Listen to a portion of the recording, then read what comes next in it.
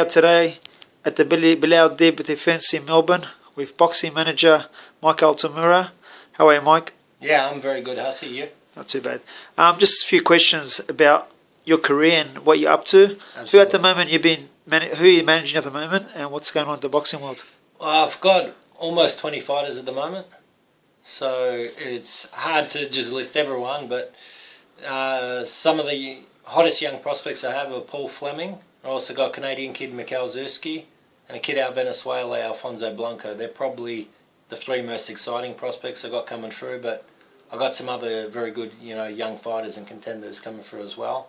Plus, in our stable, we have Timothy Bradley, Brandon Rios, and Nito Donaire, James Kirkland. We've got some of the top fighters in the world. With Paul Fleming, as he is from the Bodypunch boxing gym and trained by my brother Billy Hussein, and as you manage him, what's his go-ahead with Paul at the moment? Where is he looking at next, and how close is he to a world title shot? At the moment, we're looking at some possible fight dates in December. If that, either December or possibly with Top Rank on ESPN in January, I should know sometime in the next week or so. World title, well, it's a good question. I think Paul's got all the potential to get there. Somewhere in the early quarter of next year, we'll be looking at a regional title, and we'll start the ascent from there. Hopefully within 18 months, we'll be right there in contention. Is there anybody in the division that you're looking at targeting at all?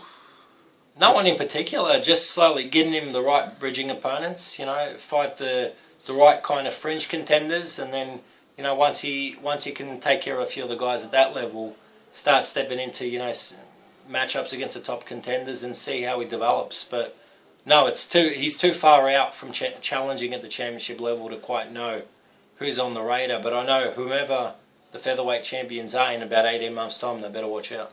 Well, tonight here we're in Melbourne to watch Bidel defend his title. Can you tell us anything about his opponent and what do you expect from Bidel? His opponent, Dylan Sendekic, is in for a world of hurt. Expect to see Bidel, fast hands, good movement. I think he's going to pressure this guy, break him down to the body and stop him in 4 or 5 rounds. What's the future holding up for Aussie boxing? What do you see as the next superstars, or have you got anyone coming through that you're willing to sign up? Yeah, there's a couple good kids out there. Couple guys that have caught my attention in recent times. There's a kid in Sydney who's 2-0, very tough kid, Valentine Borg. I think he's got the toughness to sort of surprise people and grind his way through certain levels in the pros. So he's a good prospect. There's a couple kids in the amateurs, Ibrahim Bala and Jeff Horn. I think they've both got tremendous potential. So if and when they decide to go professional, they can make some waves. And also in a couple of weeks, I've got a young kid, Jake Ellis. It's actually the son of Lester Ellis. He's 19 years of age. He's making his professional debut, and I think he's going to be a kid to watch out for as well. As a personal point of view, you've seen many fights and been around the world and watched the greatest in action. Who do you rate as one of your favourite fighters and probably one of your favourite fights?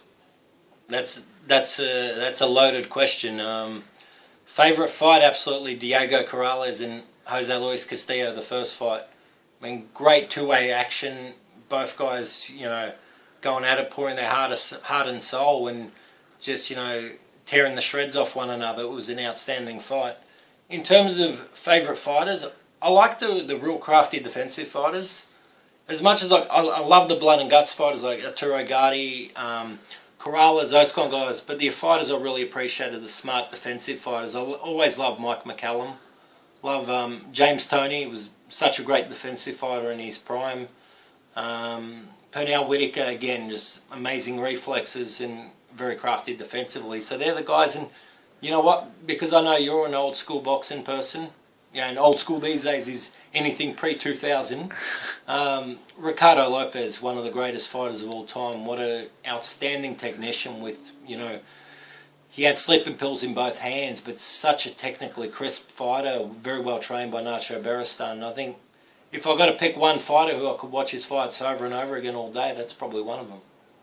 And finally, at today's competitions around the world, who do you see as the top pound-for-pound boxers in the world? That's a good question. Yeah. Obviously, I'll start with our stable.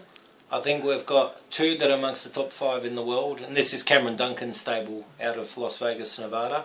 We've got Timothy Bradley, who, defeated Manny Pacquiao earlier this year. and we've also got Nonito Donaire. Obviously, you've got to put Pacquiao, Juan Manuel Marquez, Floyd Mayweather in the mix. Mayweather's probably the worthy claimant of the #1 tag at the moment, but there's a number of guys closing in. Even Sergio Martinez, Andre Ward.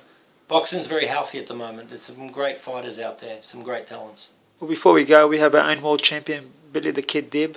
How do you rate him, and what do you think his potential is? Billy's got a ton of potential. It's just a matter of getting the opportunity. I know that the team will always be hard at work to land him the right opportunity to prove himself, especially in the American market, which, I know the kid's yearning for that kind of fight. And I think when he gets a chance to step up, he's just got to grab it with both hands and take it. There's always going to be people out there that are going to feel maybe, because there's separation, there's no unified titles in the division. So there's people that are going to feel he's not a worthy claimant of being the featherweight champion. He's just a featherweight champion.